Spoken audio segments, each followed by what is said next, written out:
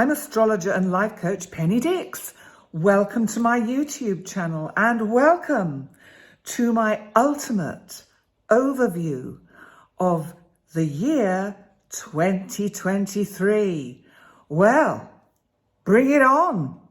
That's what I say. And you know, we have to leave the past behind us.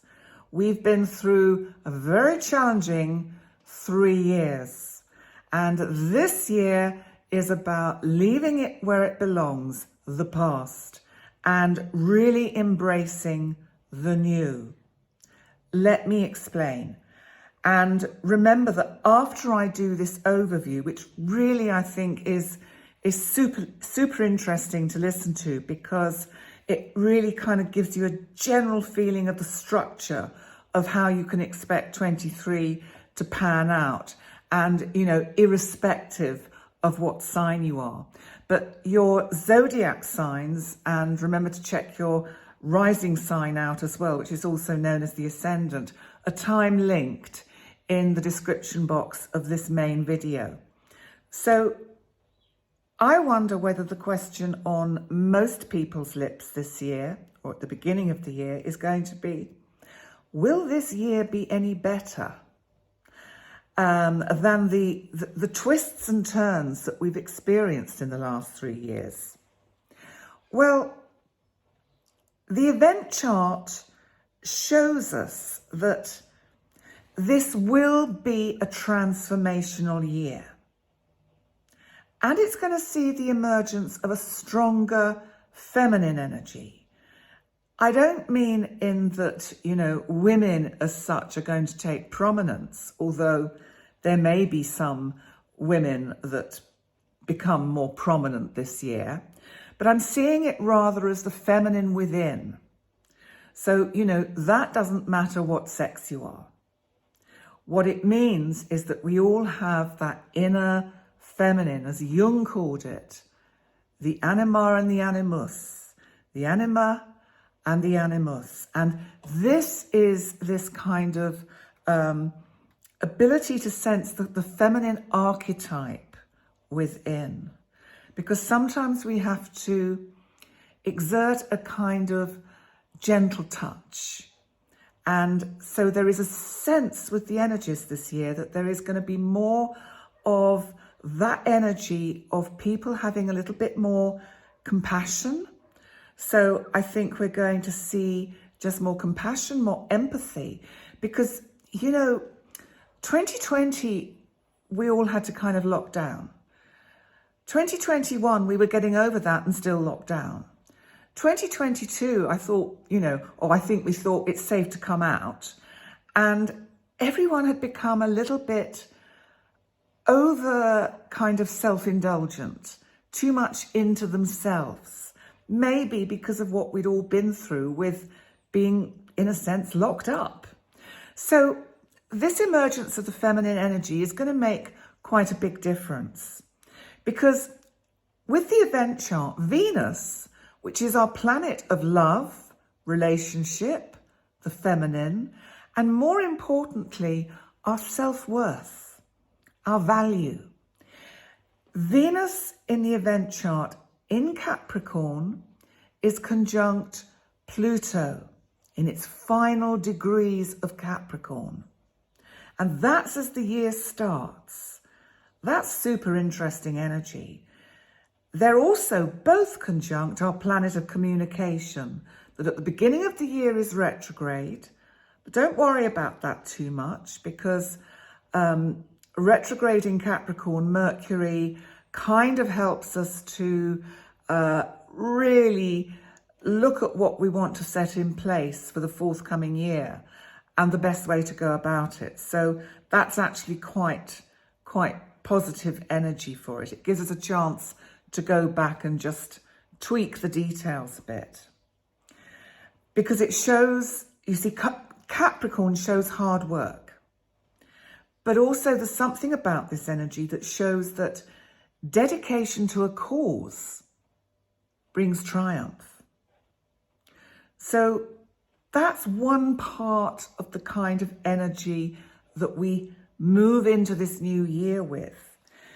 We've also got to look at Pisces, which of course is the 12th sign of the zodiac. Neptune, the planet that rules Pisces, is now direct in this part of the chart. And Neptune is about, it can be about mystery, it can be about unseen things, it can be about deception, it can also be our intuition, our psychic abilities, fantasy. I mean, there's numerous different descriptive words I could use to describe Neptune, but anything that is quite difficult to put into a structure or hold on to, or in a sense, how do we explain, say, intuition and that knowing, kind of comes under the domain of Neptune. Now, Neptune is direct, but I think for a while still, certainly up until the time that the sun moves into Aquarius, mid-January, we're just going to feel a little bit as if we're kind of treading water and perhaps not getting anywhere, that we're still stuck in the sort of the same old energy, excuse me, as we've had through 2020, 2021 and 2022. So Jupiter, however, which is our planet of luck, optimism, of kind of exaggeration, but it expands what it touches. Jupiter, of course, is now in Aries. Jupiter's in the first sign of the zodiac. This is a really good energy to start the year with Jupiter in this placement. Because I think what it's going to do is it's going to help us find the energy we need to face the challenges of this forthcoming year. We also might see our financial situations improving, especially once Jupiter moves into the sign of Taurus on the 16th of May. And you see, Taurus governs money. So Jupiter in Taurus could be extremely fortunate. The downside, which you have to watch out for, is that it could make you a little bit over-optimistic and a little bit extravagant. So we just need to find a kind of middle way with that. But, you know, forewarned is forearmed. So the month of March this year is an incredibly significant month, because this year, 2023, is when Saturn, our planet of rules, restrictions, of containment, of boundaries, finally moves out of Aquarius and into Pisces. So yet again, moving into this 12th sign of the zodiac. This is all hugely symbolic. You know, we had Jupiter there towards the end of 22, leaving to move into Aries finally and not going back to Pisces. Now here we have Saturn leaving Aquarius and moving into Pisces. And it moves us away from that challenging square with Uranus, the planet of the unexpected, which is in Taurus, which we've had to endure this hard square from Saturn to Uranus for the last kind of 2 years. And it's been tough for a lot of people and for what we've seen happening on the world stage. So on March the 7th, Saturn moves into Pisces. And with its entry into this mutable water sign, it's kind of begun the final couple of years of its 28-year approximately journey around the zodiac, so that when it finally moves into Aries in a couple of years' time, again we have this sense of new beginnings. So you can see already we're kind of on that almost coming up to the crest of the wave of new opportunities, new horizons, new energy that is just going to be enormously helpful. And there's more exciting stuff to come, which I'm going to come to. So I think with Saturn in Pisces, we're being given the opportunity to work with the events that Saturn brings up for us, that we need to sort of situations that we need to change or end, situations that no longer serve us, and to look at what we can intuitively try out as we endeavour with this Pisces energy and this restrictive Saturn to create different structures in our lives to take things forward. So the third really exciting piece of information is about Pluto, our planet of transformation, because Pluto finally dips its toes into the sign of Aquarius, just to kind of have a little look round and sense the energies of his new home, that it's going to be his new home from 2024, and that'll be for the next 20 years or so. So what can we expect with this just little tiny kind of venturing in? It's like he's on the doorstep, just at the front door, just peering in and looking round to see what it's going to be like. So on one level, it's an opportunity for the community at large to transform on many levels, causes they feel passionate about. And if you think of that feminine energy that I was drawing in, that is going to be around this year, it kind of links in with that, because I do feel that we're going to see a lot of technological advances, because Aquarius rules technology. Pluto transforms. It takes down what is no longer really working well and creates new, better ways of working in the future. So I think that's going to be one of the experiences of Pluto in Aquarius.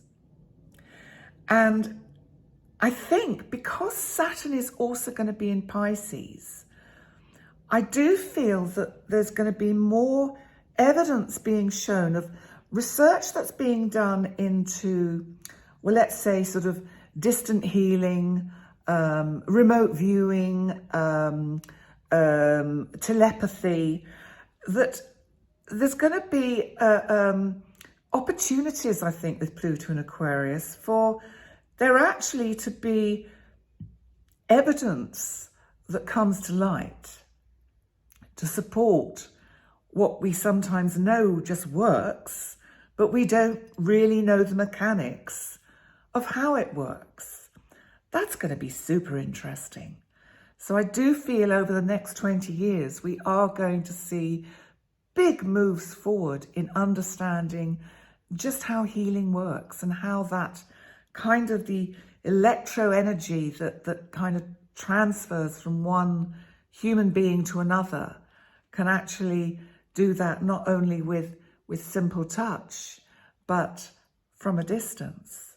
So that's going to be very interesting. I think there's going to be potentially more research into sound waves. I know there's a lot of that kind of work already going on, and into the sort of the various vibrational energies and how that affects us, healing, and all sorts of things. So Pluto, as I say, only dips its toes in. It'll just give us a little glimpse. It's just giving us that sense of hope, because Pluto slips back into Capricorn on June the 11th, and that will be until next year. But Pluto will most certainly have left his calling card in Aquarius. So this year we have 4 eclipses. So not an incredibly active eclipse sort of season, but, excuse me, but we have 4 eclipses. And the nodes are starting to shift a bit between Scorpio and Taurus and Aries and Libra. So they're moving. So the axis is going to change eventually, so that it's going to be the Aries Libra axis. Again, Aries, you know, the first sign of the zodiac. Super interesting. So we've got 4 eclipses there during April and May, which will both be Aries and Scorpio. And then during October, both Libra and Taurus will experience eclipses. And they will also, in part, especially the Scorpio-Taurus eclipses, will in some way probably link up with the eclipses that we've had in 2022. And I'm thinking in particular of the eclipse we had on November the 8th in Taurus, because the one in Scorpio on the 5th, I think it is, of May.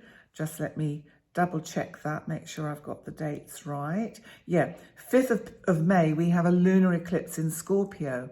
And I think that is going to have, it's going to be in some ways linked with whatever has gone on with the eclipse we've just had in Taurus. So how is the planet going to fare? Well, let's have a look at the world stage and the hotspots that I'm aware of today as I record this on the 13th of November, 2022, and see what we can expect. Because, first of all, what about the world economy?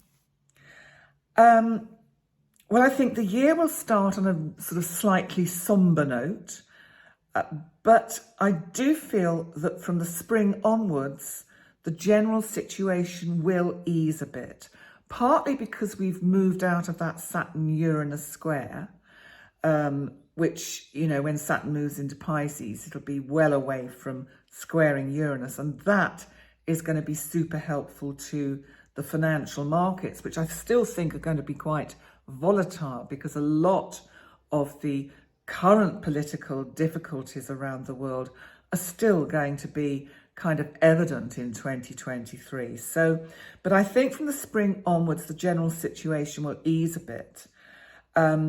Between January, however, and August, Uranus in Taurus will be direct.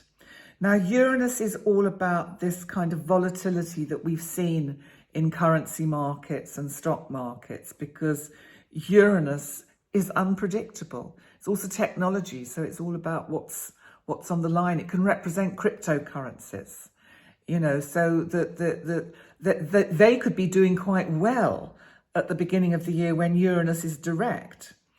And so I do think when Uranus is direct, which is till the end of August, there will be a little bit more optimistic, what do they call it? They call it a bullish market rather than a bearish market. A bullish market, we all go for it, and a bearish market, we stand by. I used to work in markets. I didn't understand anything about it. I can tell you, I had no idea. My father had despaired of me and found me a job in a company that he was kind of associated with as a trainee money broker.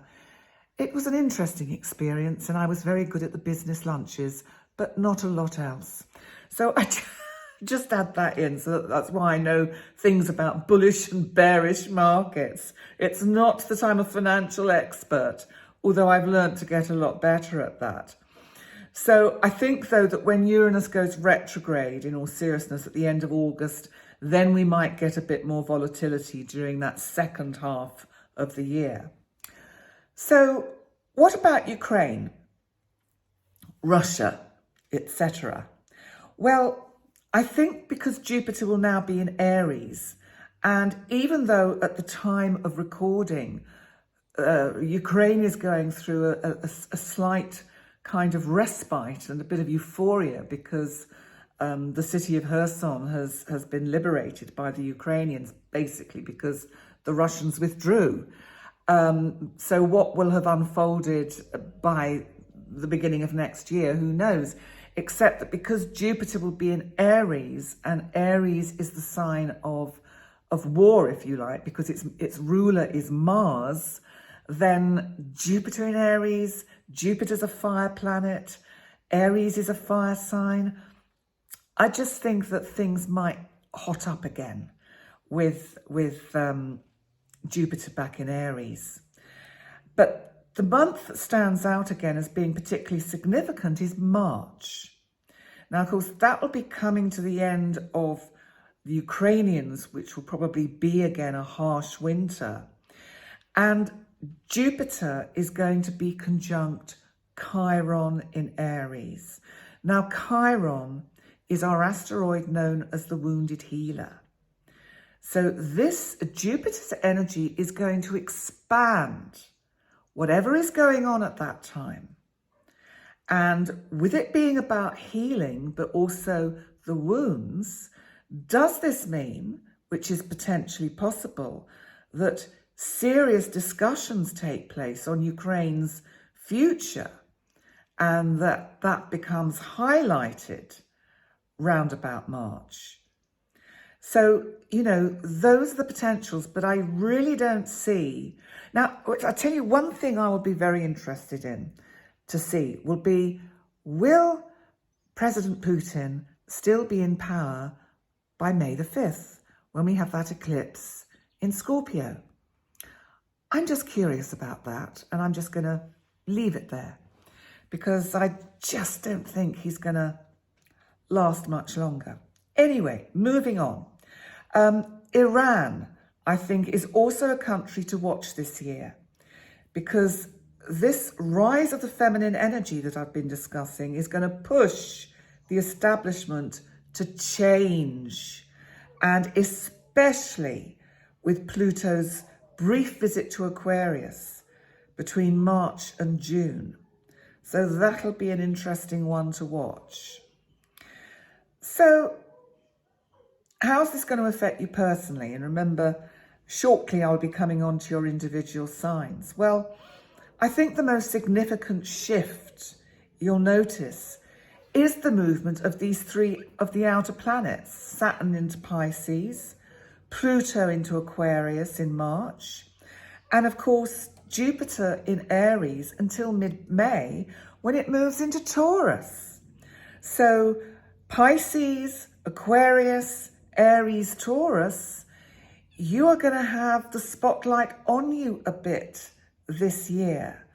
So obviously I will come to all of this in much greater and finer detail as the year progresses. But I do feel that we will all notice, because what it means is that in our natal charts, this massively powerful energy that we've had, say Saturn in Aquarius for over 2 years, that Aquarians will just notice, things have just lifted a bit, because Saturn has been teaching them lessons, slowing them down, making them really look at their boundaries and their structures.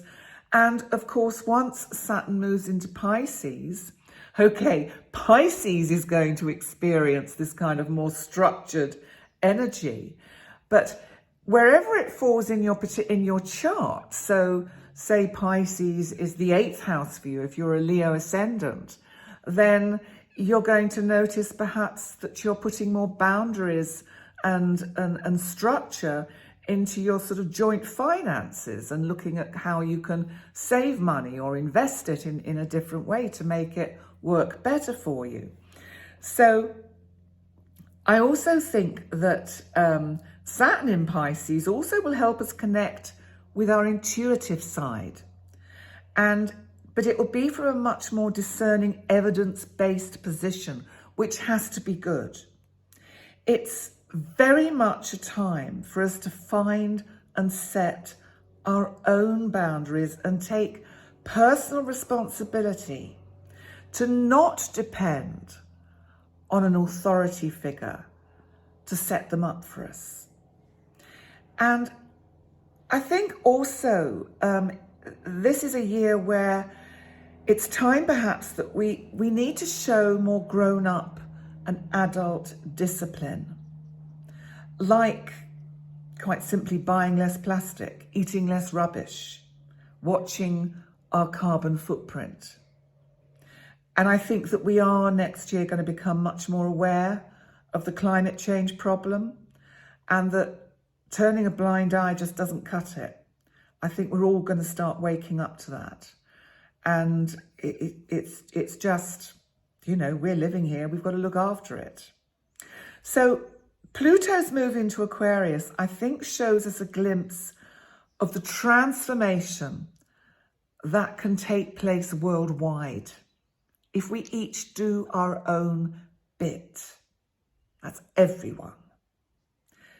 Jupiter's swift passage through Aries may exhaust some of us, but we can enjoy a slower pace and maybe more financial flexibility when Jupiter moves into Taurus in mid-May.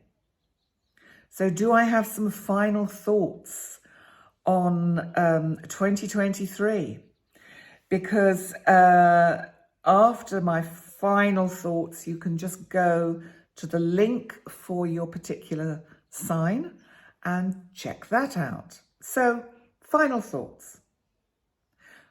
Well, if you're asking me, is it going to be better than what we've had in the last 3 years? Yes.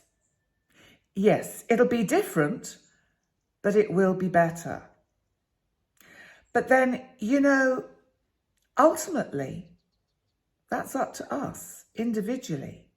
It's how we personally choose to deal with the hand we are dealt. It's certainly a year when optimism, discipline, good boundaries will be rewarded for every sign. That's because of Saturn in Pisces.